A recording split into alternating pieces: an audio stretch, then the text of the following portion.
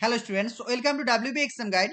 Primary TET এবং upper primary টেটের জন্য আজকে আমরা খুবই গুরুত্বপূর্ণ একটা টপিক নিয়ে আলোচনা করব। অন স্ক্রিন দেখতে পাচ্ছ।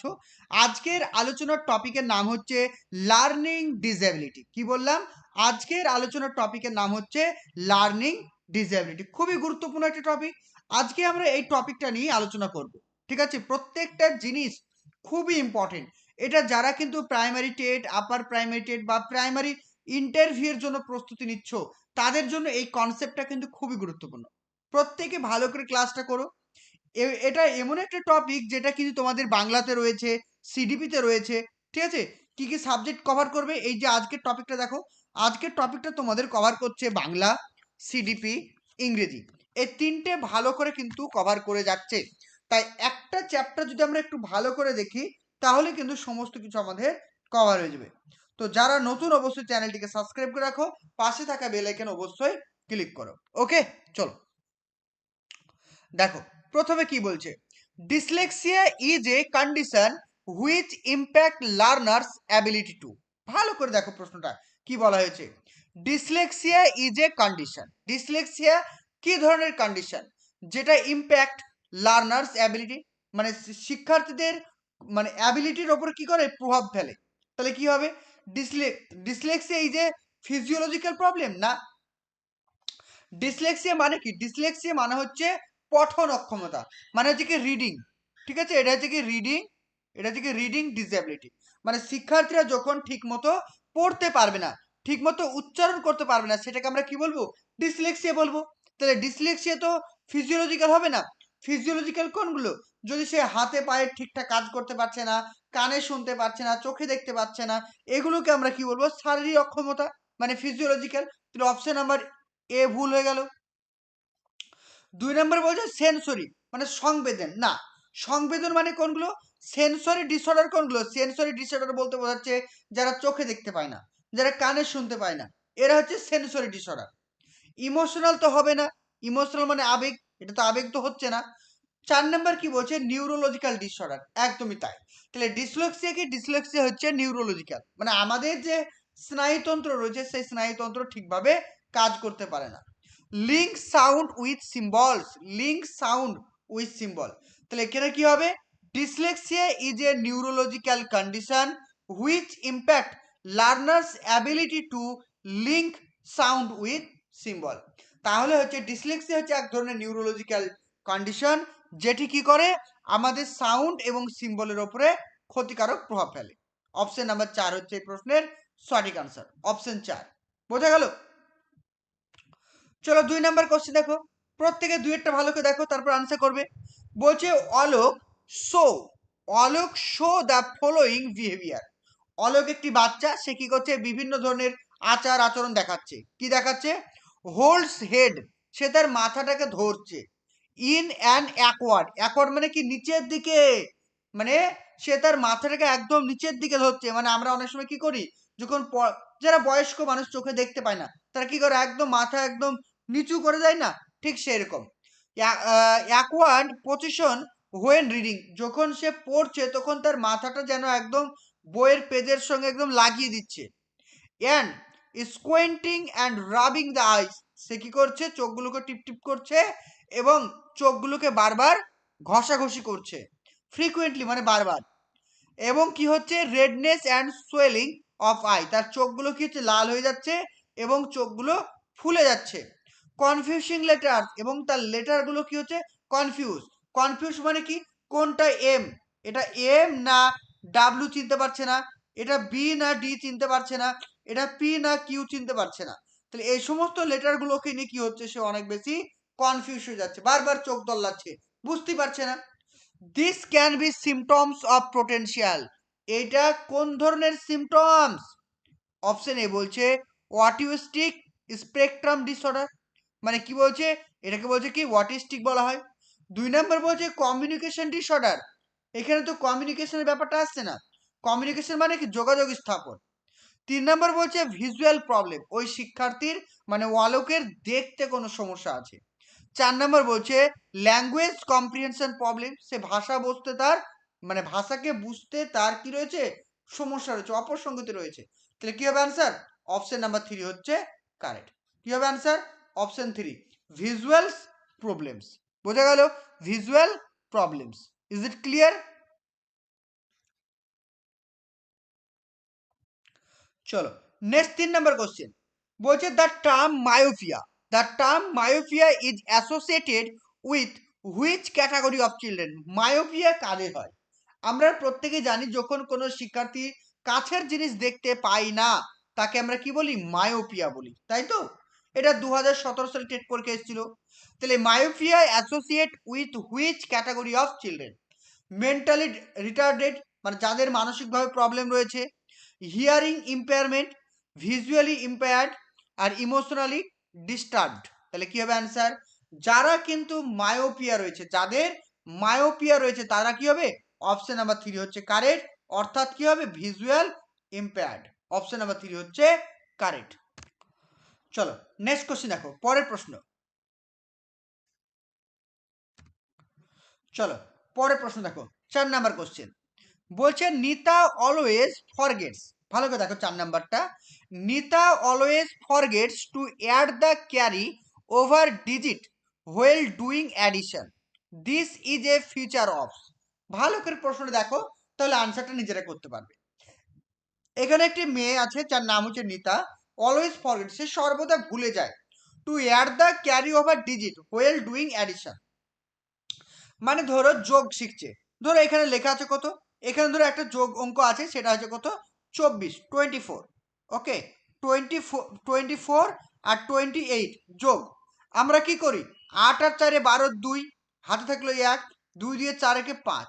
কিন্তু কি করে নিতা সর্বদা ভুলে যায়, ও যোগ করছে কি করে? 24, দেখো প্রত্যেকে ভালো করে দেখো, তাহলে সে কি করছে? 24 আর এই 28, এবার যোগ করার সময় কিছু 8 আর 4 কত? 12, 2 আর 2 দিয়ে 4, সেইভাবে করছে। ওই যে হাতের যে এক থাকছে, হাতের এককে ক্যারি করতে সে বারবার ভুলে যাচ্ছে, মানে হাতের এককে নিজতে ভুল করছে। তার মানে কি ধরনের সমস্যা তার বলো? ডিসপ্রেক্সিয়া, ডিসলেক্সিয়া, ডিসক্যালকুলিয়া আর ডিসগ্রাফিয়া। কি হবে অ্যান্সার? প্রত্যেকে অ্যান্সার করো, বলে ফেলো। খুবই সহজ এটা। তাহলে কি জানি? আমরা জানি প্রত্যেকে এটা আনসার হবে কি? ডিসক্যালকুলিয়া। দেখো ক্যালকুলেশন করতে ভুল করছে। তার কিসে ভুল? তার অঙ্কে ভুল, মানে ক্যালকুলেশনে ভুল। তাই এটা সঠিক আনসার কি হবে? ডিসক্যালকুলিয়া। মনে থাকবে সবার, যখন কোনো ম্যাথামেটিক্যাল প্রবলেমস সে সলভ করতে তার কোনো ত্রুটি হবে, ম্যাথামেটিক্যাল প্রবলেম যদি ঠিকঠাক সলভ করতে না পারে, সেটাকে আমরা কি বলবো? ডিসক্যালকুলিয়া বলবো। মনে থাকবে, অপশন নাম্বার 3 হচ্ছে এই প্রশ্নের সঠিক আনসার। ওকে,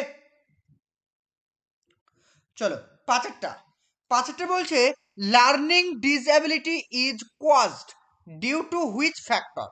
তাহলে এই যে লার্নিং ডিসএবিলিটি মানে কি? শিখন অক্ষমতা। তাহলে একটা শিশুর শিখন অক্ষমতা কি কি কারণে হতে পারে? এই প্রশ্নটা খুব ভালো একটা প্রশ্ন, যে একটা শিশুর শিখন অক্ষমতা কি কি কারণে হতে পারে। অপশন এ বলছে হেরিডিটি ফ্যাক্টর, মানে বংশগতি কারণে হতে পারে। হতেই পারে বংশগতি কারণে, দেখা গেল সে জন্মের পরে তার কিছু নিউরোলজিক্যাল প্রবলেম আছে, মানে স্নায়ুতন্ত্রগত ত্রুটি রয়েছে, হতে পারে। 2 নম্বর বলছে ফিজিওলজিক্যাল ফ্যাক্টর। ফিজিওলজিক্যাল ফ্যাক্টর মানে হতে পারে তার সে চোখে দেখতে পায় না, হতে পারে সে কানে শুনতে পায় না, হতে পারে সে কথা বলতে পারে না। 3 নম্বর বলছে এনভায়রনমেন্টাল ফ্যাক্টর, পরিবেশগত কারণ, এটাও হতে পারে। অপশন নাম্বার 4 বলছে অল অফ দ্য অ্যাবভ। তাহলে এই প্রশ্নের সঠিক আনসার কি হবে? All of the above. Option number 4 হচ্ছে কারেক্ট। ক্লিয়ার? চলো পরের প্রশ্ন আমরা দেখে নেব, একটু টুকটুক করে এগিয়ে যাই পরের প্রশ্নের দিকে।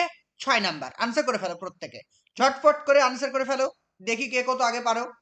6 নাম্বার বলছে a child with learning disability. কি বলা হয়েছে? A child with learning disability, মানে একটা শিশু যার কিনা লার্নিং ডিসএবিলিটি রয়েছে। Option number A needs to be put in a separate institution and not mainstream school. তাহলে সেই শিক্ষার্থীকে কি করতে হবে? একটা আলাদা স্কুলে ভর্তি করতে হবে, তাকে সাধারণ স্কুলে ভর্তি করা যাবে না। 2 নাম্বার বলছে has a right to study in the regular school, তার কিন্তু অধিকার রয়েছে তার রেগুলার যে স্কুলগুলো হয় সাধারণ স্কুল, সেই স্কুলে পড়ার, যেখানে হোয়ার মানে যেখানে দেয়ার আর স্পেশাল প্রভিশন ফর হিম, সেখানে তাকে বিশেষ কিছু কি দেওয়া হয়েছে, সুযোগ সুবিধা দেওয়ার কথা বলা হয়েছে। 3 নাম্বার বলছে should be given vocational education, তাকে অবশ্যই ভোকেশনাল এডুকেশন দিতে হবে, but should not be taught science and writing skill, কিন্তু তাকে লিখন দক্ষতা এবং বিজ্ঞান পড়ানো যাবে না।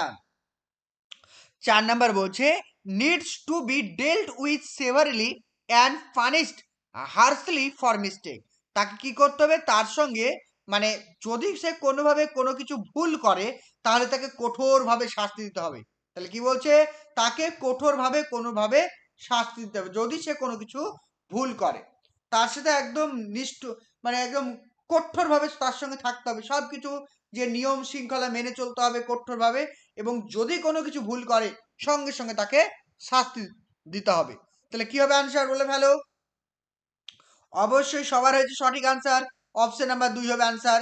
যারা কিনা লার্নিং ডিসএবিলিটি স্টুডেন্ট তাদেরকে আমরা রেগুলার স্কুলে ভর্তি করব, এবং প্রত্যেকটা রেগুলার স্কুলে তাদের জন্য স্পেশাল কিছু প্রভিশন আছে, মনে থাকবে। চলো 7 নাম্বারটা দেখো। 7 নাম্বারটা বলছে Aru's intelligence test indicate that she is average to above average intelligent. ভালো করে প্রশ্ন দেখো তাহলে বুঝতে পারবে। বলছে অরুস ইন্টেলিজেন্ট, অরু মানে কি, অরু একটা ছেলের নাম বা একটা মেয়ের নাম। তার যে ইন্টেলিজেন্ট টেস্ট করা হলো, তার বুদ্ধির পরিমাপ করা হলো, এবং বুদ্ধির পরিমাপ করে দেখা গেল সি ইজ অ্যাভারেজ, সে হচ্ছে মানে মিডিয়াম, মানে স্বাভাবিক একটা বাচ্চা, মানে অ্যাভারেজ বাচ্চা, টু অ্যাবভ অ্যাভারেজ ইন্টেলিজেন্স মানে স্বাভাবিক বা স্বাভাবিকের থেকে একটু বেশি।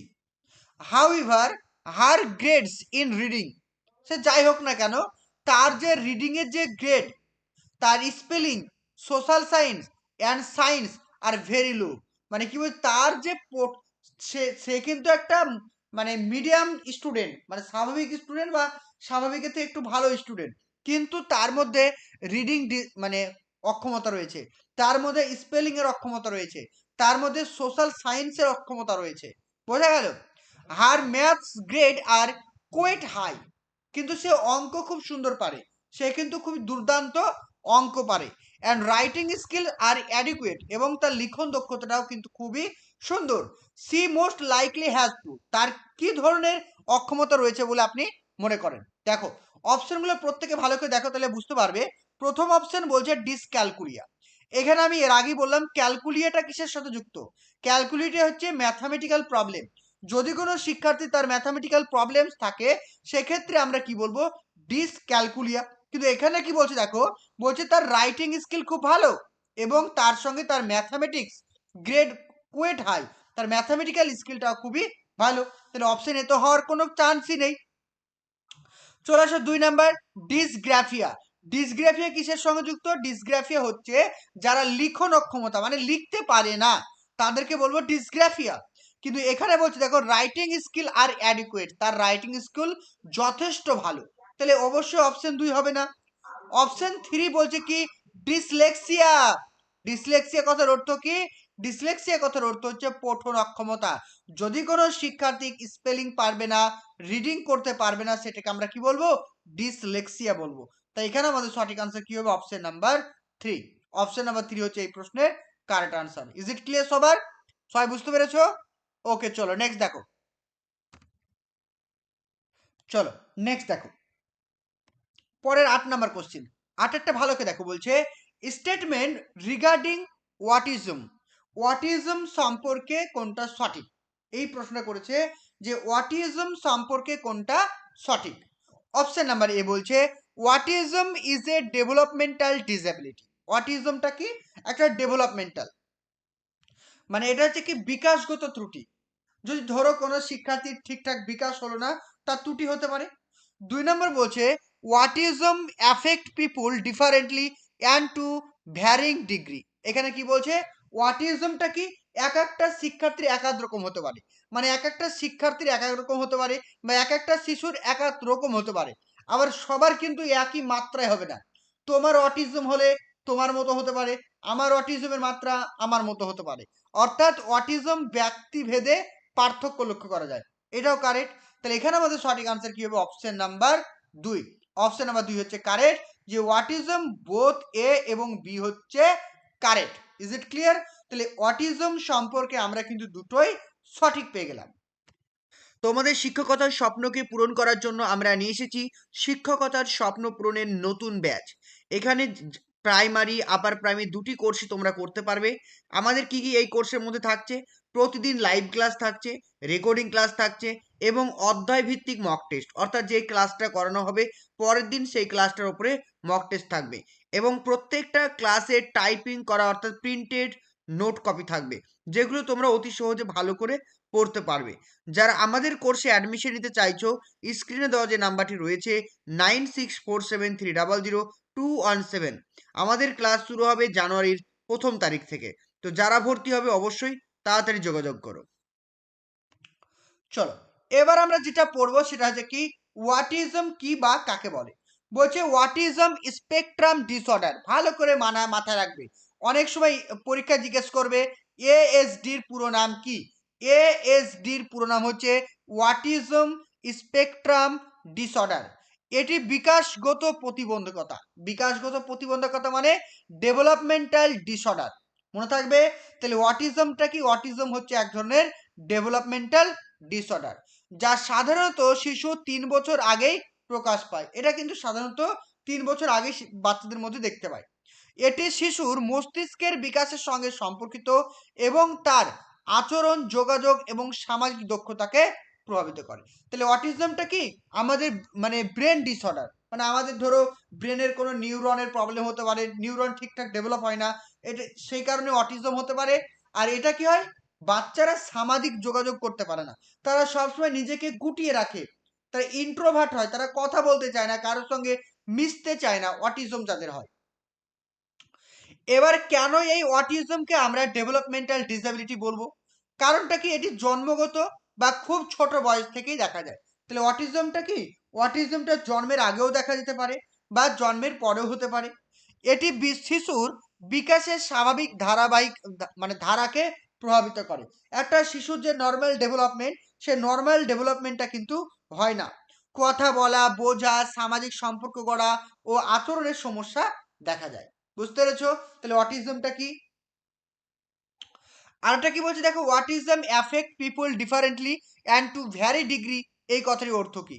অটিজম স্পেকট্রাম ডিসঅর্ডার অর্থাৎ সকল অটিজম শিশুর লক্ষণ একই রকম হবে না, অর্থাৎ এক একজনের অটিজমের যে লক্ষণ এক এক রকম হবে, সবার কিন্তু একরকম হবে না। এবং শিশুরা কি হবে? খুবই কম কথা বলবে। শিশুরা খুবই কম কথা বলবে। সামাজিক মেলামেশায় তারা আগ্রহ দেখাবে না, তারা নিজেকে সবসময় গুটিয়ে রাখবে, ভালো কথা বলতে পারবে না। ঠিক আছে? পড়াশোনায় আবার কেউ কেউ কি হতো, ভালো কথা বলতে পারে, আবার কেউ কেউ পড়াশোনাও করে। ঠিক আছে? এগুলো কিন্তু হয়ে থাকে। ঠিক আছে, মনে থাকবে। এবার অটিজম হলে তাদের মধ্যে কি কি বৈশিষ্ট্য দেখা যাবে? একটা হচ্ছে কি সামাজিক আচরণ কি কি পরিবর্তন হবে দেখো। চোখে চোখ রেখে কথা বলতে পারবে না, বন্ধু বানাতে চাইবে না, মানে কারোর সঙ্গে মিশতে চাইবে না, একা থাকতে পছন্দ করবে। তারা যোগাযোগের সময় কি কি প্রবলেম হতে পারে? তারা সঠিকভাবে কথা বলতে পারবে না, একই শব্দ বারবার করে বলবে, প্রশ্নের উত্তর দিতে চাইবে না, কোনো প্রশ্নের উত্তর দিতে পারবে না। ঠিক আছে? আর আচরণগত দিক থেকে একই কাজ তারা বারবার করতে চাইবে, তারা কোনো কিছু একটা রুটিন বদলে বিরক্ত হয়ে যাবে যে কেন বারবার হচ্ছে পরিবর্তন, এরকম হয়ে যাবে। তারা অস্বাভাবিকভাবে নড়াচড়া, হাত দোলানো, দুরুনি এগুলো করবে, মানে অস্বাভাবিক জিনিসটা তাদের মধ্যে আমরা দেখতে পাবো। ঠিক আছে? এগুলো একটু পড়ে নেবে, এগুলো অতটা ইম্পর্টেন্ট নয়, এগুলো একটু তোমরা পড়ে নেবে তাহলেই হবে। চলো 9 নম্বর কোশ্চেন দেখো। চলো নেক্সট কোশ্চেন দেখো। 9 নম্বর কোশ্চেন বলছে Romeo is a boy with a hearing impairment. মানে রোমিও হচ্ছে একটা বাচ্চা, রোমিও হচ্ছে একটি বাচ্চা যার কি রয়েছে? হিয়ারিং ইম্পয়ারমেন্ট। হিয়ারিং ইম্পয়ারমেন্ট মানে কি বলতো? যার শ্রবণ অক্ষমতা রয়েছে। সোনিও ইজ এ নর্মাল বয়। এটা আরেকজন ছেলের নাম যার নাম হচ্ছে সোনিও, সে একটা normal. Both get enrolled into the same school. তাদের দুজনকে একই ক্লাসে ভর্তি করা হলো, মানে একই স্কুলে ভর্তি করা হলো। What do we call such school? এই ধরনের স্কুলকে আমরা কি বলবো? বলে ফেলো প্রত্যেকে। যে স্কুলে স্বাভাবিক স্টুডেন্ট থাকবে এবং এস এন মানে সিডাব্লিউএস এর মানে স্পেশাল চাইল্ড যারা স্টুডেন্ট তারাও ভর্তি হবে, তাদেরকে আমরা কি বলবো?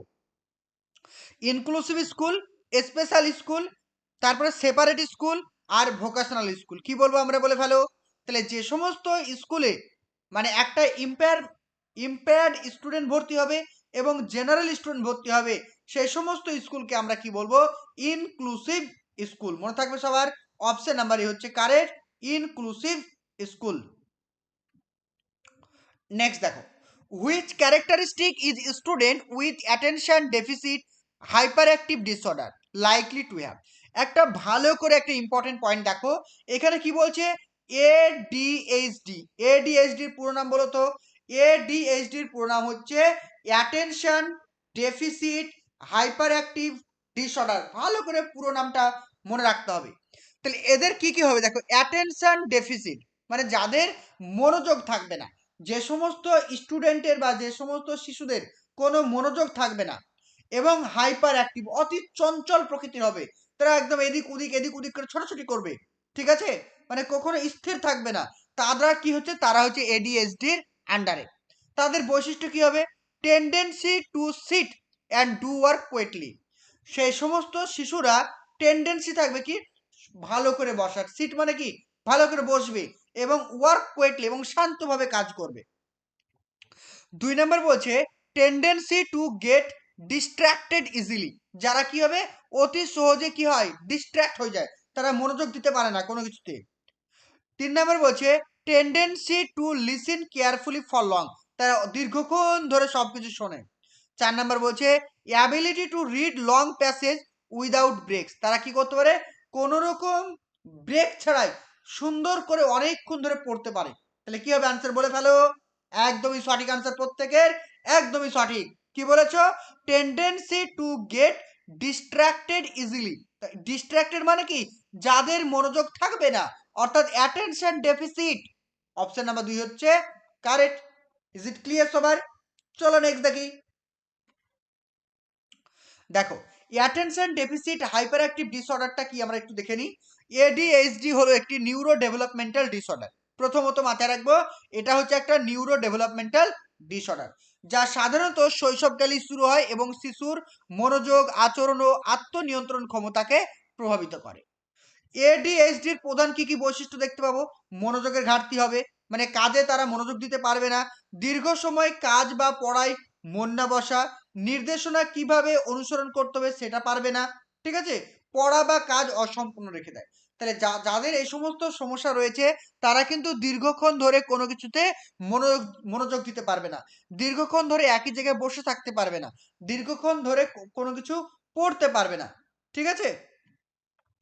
এছাড়া কি হবে, অতি সক্রিয়তা মানে হাইপার অ্যাক্টিভ, সবসময় নড়াচড়া করতেই থাকবে, একদম এক জায়গায় কোনোভাবেই স্থির থাকবে না, চেয়ারে বসে থাকতে পারবে না, এবার উঠবে বসবে, এই করবে ওই করবে, ইত্যাদি ইত্যাদি, ঠিক আছে। অকারণে দৌড়াদৌড়ি করবে, ক্লাসে অস্থির হয়ে থাকবে, এরা হচ্ছে কি হাইপার অ্যাক্টিভ। আরেকটা কি হচ্ছে ইম্পালসিটি। ইম্পালসিটি মানে যে কোনো কাজ করতে তারা খুবই তাড়াহুড়ো করবে। ইম্পালসিটি কথার অর্থ হচ্ছে তাড়াহুড়ো করা, মানে আত্মনিয়ন্ত্রণের অভাব দেখা যাবে। মানে ধরো আমি দেখবে ক্লাসে অনেক বাচ্চা থাকে, মানে প্রশ্ন করছি, প্রশ্ন করার আগে কি করে যে তারা উত্তর দিতে চায়, মানে ভুল হোক বা সঠিক সে উত্তর দিতে চাইবে, মানে প্রশ্নটা সে শুনবেই না। এছাড়াও কি করে, নিজের পালা অপেক্ষা করতে পারে না, মানে নিজের কোনো অপেক্ষাই নেই, সে অপেক্ষা করতেই সে জানে না। কথা বলার সময় অন্যকে থামানো, মানে ধরো কেউ কথা বলছে যে এই তুই থাম থাম আমি কথা বলবো, এরকম একটা, মানে কেউ যে বলছে তাকে বলতেই দেবে না। আর যে কোনো ধরনের ঝুঁকিপূর্ণ কাজ করতে পছন্দ করবে। এরা হচ্ছে কি এডিএইচডির মধ্যে পড়বে, অর্থাৎ এগুলো হচ্ছে ইম্পালসিটির আন্ডারে। তাহলে এডিএইচ এর প্রকারভেদ কি, একটা হচ্ছে কি ইনঅ্যাটেন্টিভ, মনোযোগ থাকবে না, হাইপার অ্যাক্টিভ হতে পারে, আর একটা হচ্ছে কম্বাইন, দুটোই হতে পারে, ইনঅ্যাটেন্টিভ হতে পারে, আবার কি হতে পারে হাইপার অ্যাক্টিভ বা ইম্পালসিভ টাইপেরও হতে পারে। কি কি কারণে হতে পারে, বংশগত কারণে হতে পারে, মস্তিষ্কের বিভিন্ন ক্ষতির কারণে হতে পারে, গর্ভাবস্থায় ধূমপান, অ্যালকোহল গ্রহণ, জন্মের সময় কোনো জটিলতা, পরিবেশগত কারণে হতে পারে। তাহলে এডিএইচডি যেমন হচ্ছে কি এনভায়রনমেন্টাল ফ্যাক্টরও দায়ী, ঠিক তেমনি হেরিডিটি ফ্যাক্টরও কিন্তু দায়ী। এটা কিন্তু ভালো করে মনে রাখতে হবে। এগুলো একটু তোমরা পড়ে নেবে, ঠিক আছে, ছোট ছোট জিনিস। চলো 11 নম্বর কোশ্চেন আনসার করে ফেলো, চট চট জলদি, খুবই তাড়াতাড়ি করবে। 11 নম্বর, বলছে to support inclusion of student having dyscalculia it is important to. তো যাদের ধরো ডিসক্যালকুলিয়া রয়েছে মানে ম্যাথামেটিক্যাল প্রবলেম রয়েছে তাদেরকে সাপোর্ট করার জন্য তুমি কি করবে? বলছে set strict time constraint to finish task.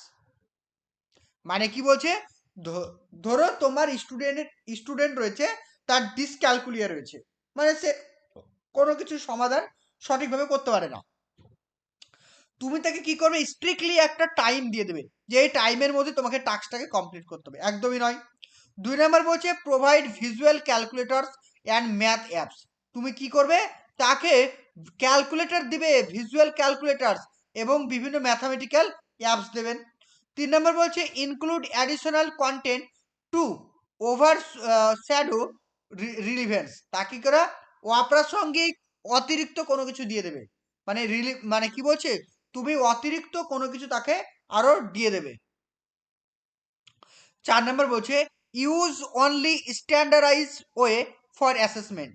তুমি তাকে কি করবে, স্ট্যান্ডার্ডাইজ অ্যাসেসমেন্ট করবে। একটা কথা সবসময় বলে রাখি, যারা স্পেশাল চাইল্ড কখনো আমরা স্ট্যান্ডার্ডাইজ অ্যাসেসমেন্ট করব না। স্ট্যান্ডার্ডাইজ অ্যাসেসমেন্ট মানে কি, একটা সাধারণ শিশুর জন্য যেভাবে অ্যাসেসমেন্ট করব, একটা অ্যাবনর্মাল স্টুডেন্টকেও আমরা ঠিক সেইভাবেই অ্যাসেসমেন্ট করব। এটা কখনোই আমরা করতে পারি না। তাই সঠিক আনসার কি হবে, অপশন নাম্বার 2। অপশন নাম্বার 2 হচ্ছে কারেক্ট। তাকে ভিজুয়াল ক্যালকুলেটর প্রদান করতে হবে এবং বিভিন্ন ম্যাথামেটিক্যাল অ্যাপস প্রদান করতে হবে। অপশন নাম্বার 3 হচ্ছে কারেক্ট। চলো নেক্সট দেখো, পরের প্রশ্ন দেখো। পরের 12 নম্বর কোশ্চেন বলছে which neurological developmental coordination disorder leads to learning disability in children. এখানে কি বলছে দেখো, হুইচ নিউরোলজিক্যাল ডেভেলপমেন্টাল কোঅর্ডিনেশন, তাহলে নিউরোলজিক্যাল থাকবে, ভালো করে দেখবে। এখানে বলছে which neurological developmental coordination disorder leads to learning disability in children. তাহলে নিচের কোন ভাষা শিখন অক্ষমতা সেটা আমাদের নিউরোলজিক্যাল ডেভেলপমেন্টাল কোঅর্ডিনেশন ডিসঅর্ডারের সঙ্গে যুক্ত, নিউরোলজিক্যাল প্রবলেমের সঙ্গে যুক্ত, এটা তোমায় খুঁজে বের করতে হবে। অপশন এ বলছে ডিসপেসিয়া, 2 নাম্বার বলছে ডিসআর্থ্রিয়া, 3 নাম্বার বলছে কি ডিসপ্র্যাক্সিয়া, আর 4 নাম্বার কি বলছে ডিসওয়াটিনোমিয়া। তাহলে এখানে 4টে অপশন দিয়েছে, কি হবে আনসার? একটাও পারছো না, ঠিক আছে কোনো সমস্যা নেই। চলো আমরা আগে এগুলো সম্পর্কে একটু ডিটেলসে পড়ে নিই।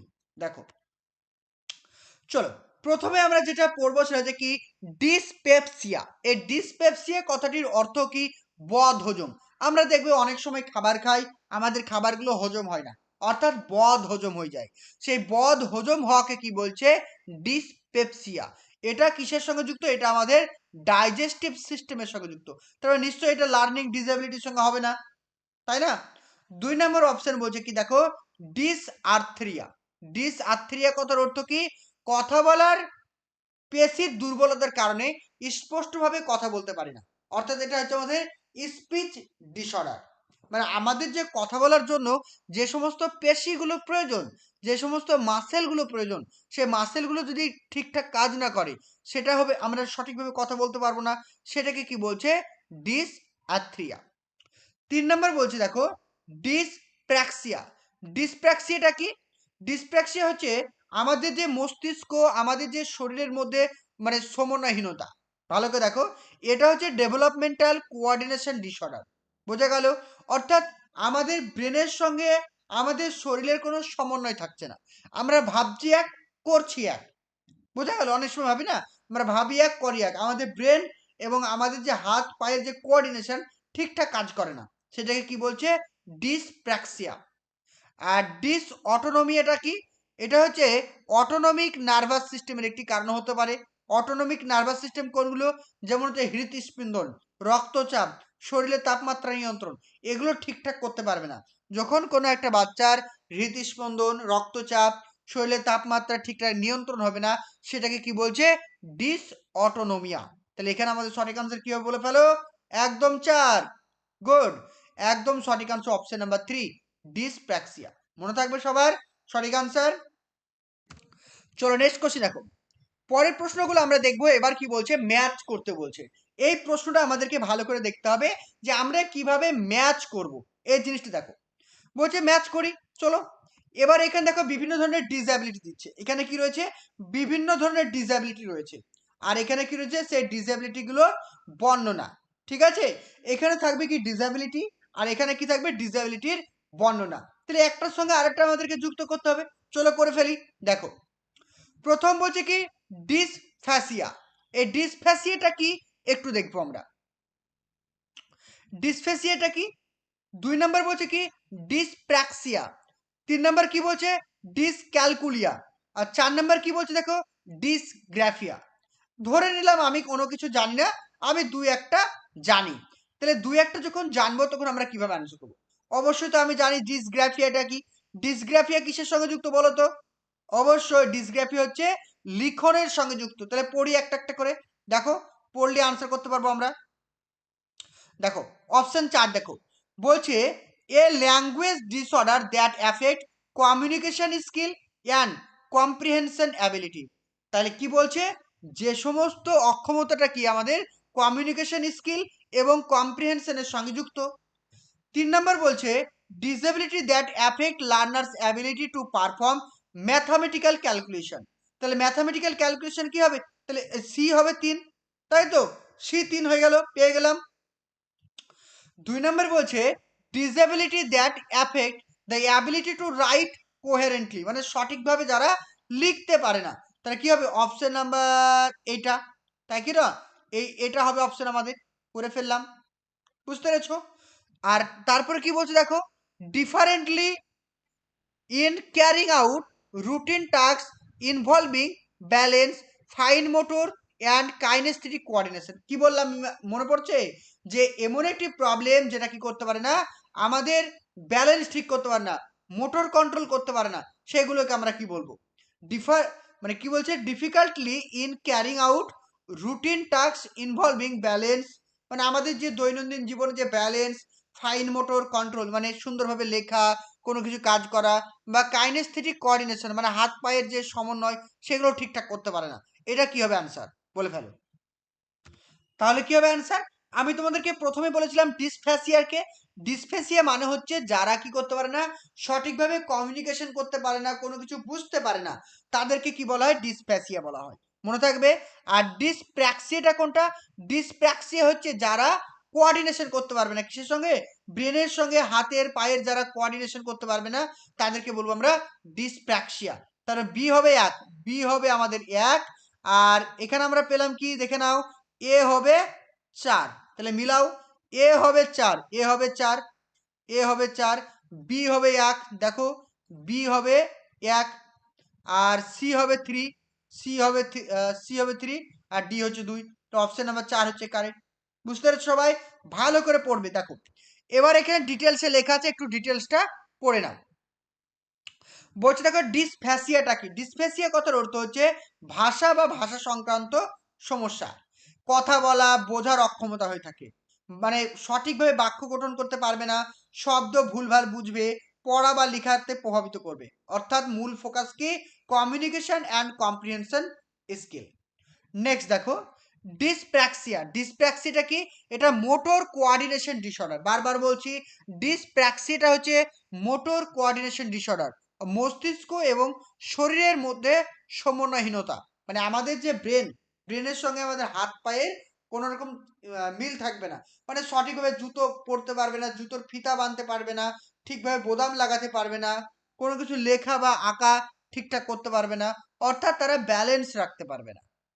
ডিসক্যালকুলিয়া, এর আগে বললাম ডিসক্যালকুলিয়া মানে হচ্ছে ম্যাথামেটিক্যাল সলিউশন প্রবলেম, ঠিক আছে, ম্যাথামেটিক্যাল ক্যালকুলেশন অ্যান্ড কনসেপ্ট। আর ডি নাম্বার কি হবে ডিসগ্রাফিয়া, ডিসগ্রাফিয়াটা কি রাইটিং ডিসএবিলিটি, লিখতে অসুবিধা হবে, অক্ষর বুঝতে পারবে না, অপ্রাসঙ্গিক বা অস্পষ্ট লেখা হবে, এগুলোকে আমরা কি বলবো ডিসগ্রাফিয়া, মনে থাকবে সবার। দেখো এখানে একটু সুন্দর করে আমি লিখে দিচ্ছি, তাহলে ডিসফ্যাসিয়াটা কি হবে দেখে নাও, ডিসফ্যাসিয়া হবে কমিউনিকেশন অ্যান্ড কম্প্রিহেনশন, ডিসপ্র্যাক্সিয়া হবে মোটর কোঅর্ডিনেশন এবং ডেইলি টাস্ক, ডিসক্যালকুলিয়া হবে ম্যাথামেটিক্যাল স্কিল, আর ডিসগ্রাফিয়া হবে রাইটিং স্কিলের সঙ্গে যুক্ত, মনে থাকবে সবার, ক্লিয়ার। চলো নেক্সট কোশ্চেন, পরের প্রশ্ন দেখো, which of the followings is not a characteristic of learning disable children. তাহলে নিচের কোনটি লার্নিং ডিসেবল শিশুদের ক্যারেক্টার নয় বা বৈশিষ্ট্য নয়? এটাও খুবই ইম্পর্টেন্ট একটা প্রশ্ন। আমরা দেখব যে নিচের কোনগুলি লার্নিং ডিসেবল বা যাদের শিখন অক্ষমতা রয়েছে তাদের একটি বৈশিষ্ট্য নয়। পারসেপচুয়াল ইফেক্টিভনেস, মানে পারসেপচুয়াল ইফেক্টিভনেস মানে কি দেখো তো, পারসেপচুয়াল মানে কি যাদের কোনো কিছু বুঝতে পারবে, পারসেপচুয়াল মানে কি কোনো বোধোঙ্গম করা, কোনো কিছু বোঝা, মানে বুঝাতে দক্ষতা, মানে কোনো কিছু অনুধাবন করার দক্ষতা, এটা বলছে পজিটিভ দিক, মানে বুঝতে তাদের সক্ষমতা, ঠিক আছে। 2 নাম্বার বলছে ইমোশনাল ইনস্টেবিলিটি, তাদের যে ইমোশনাল মানে মানসিক ভারসাম্যহীন তারা।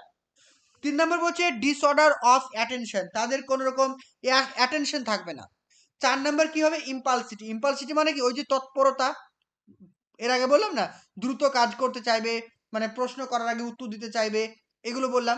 তো এখানে সঠিক আনসার কি হবে অপশন নাম্বার এ, মনে থাকবে অপশন নাম্বার এ হচ্ছে এই প্রশ্নের কারেক্ট আনসার।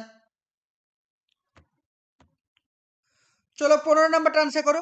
বলছে what is the most heavily associated characteristic of bipolar disorder among the children, তাহলে যারা কিনা বাইপোলার হবে, তাহলে বাইপোলার ডিসঅর্ডারদের নিচের কোনটি বৈশিষ্ট্য হবে? বলছে বিং হাইপার অ্যাক্টিভ, তারা কি হবে উত্তেজিত হয়ে পড়বে সবসময়। 2 নাম্বার বলছে বিং স্যাড অফেন, মাঝে মধ্যে তারা দুঃখ স্যাড এরকম হবে। 3 নাম্বার বলছে এক্সট্রিম মুড চেঞ্জ, তাদের বারবার কি হবে মুড চেঞ্জ হবে, মানে তাদের যে মেজাজটা বারবার চেঞ্জ হতে থাকবে। 4 নাম্বার বলছে হ্যাভিং এক্সাইটিং বিহেভিয়ার, তারা কি হবে সবসময় উত্তেজিত আচরণ করবে। তাহলে কি হবে আনসার? যারা হচ্ছে বাইপোলার তারা কি হয় সব সময় তাদের কি হয় মুডটাকে চেঞ্জ হয়ে যায়। তাহলে অপশন নাম্বার 3 হচ্ছে কারেক্ট। দেখো বাইপোলার ডিসঅর্ডার হচ্ছে একটা মুড ডিসঅর্ডার, যেখানে শিশু বা কিশোর কিশোরীদের মেজাজ বা মানসিক অবস্থা বারবার কি করে ওঠানামা করে। তারা হাইপার অ্যাক্টিভ হতে পারে, যেটাকে বলা হয় কি ম্যানিয়া বলা হয়। অনেক সময় দুঃখ থাকে, তারা হচ্ছে ডিপ্রেশন হতে পারে। অর্থাৎ মেজাজ সবসময় কি হয় সুইং হবে, মানে মুড সুইং বলা হয়, বারবার কিন্তু মুড সুইং হতে থাকে। তো আজকে আমরা এই 15 পর্যন্ত আলোচনা করলাম, নেক্সট ক্লাসে আমরা আরো অনেক প্রশ্ন রয়েছে সেগুলো নিয়ে আলোচনা করব, ঠিক আছে। তোমাদের শিক্ষকতার স্বপ্নকে পূরণ করার জন্য আমরা নিয়ে এসেছি শিক্ষকতার স্বপ্ন পূরণের নতুন ব্যাচ। এখানে প্রাইমারি আপার প্রাইমারি দুটি কোর্সই তোমরা করতে পারবে। আমাদের কি কি এই কোর্সের মধ্যে থাকছে? প্রতিদিন লাইভ ক্লাস থাকছে, রেকর্ডিং ক্লাস থাকছে এবং অধ্যায় ভিত্তিক মক টেস্ট, অর্থাৎ যে ক্লাসটা করানো হবে পরের দিন সেই ক্লাসটার উপরে মক টেস্ট থাকবে এবং প্রত্যেকটা ক্লাসে টাইপিং করা অর্থাৎ প্রিন্টেড নোট কপি থাকবে, যেগুলো তোমরা অতি সহজে ভালো করে পড়তে পারবে। যারা আমাদের কোর্সে অ্যাডমিশন নিতে চাইছো, স্ক্রিনে দেওয়া যে নাম্বারটি রয়েছে 9647300217, আমাদের ক্লাস শুরু হবে জানুয়ারির 1 তারিখ থেকে। তো যারা ভর্তি হবে অবশ্যই তাড়াতাড়ি যোগাযোগ করো।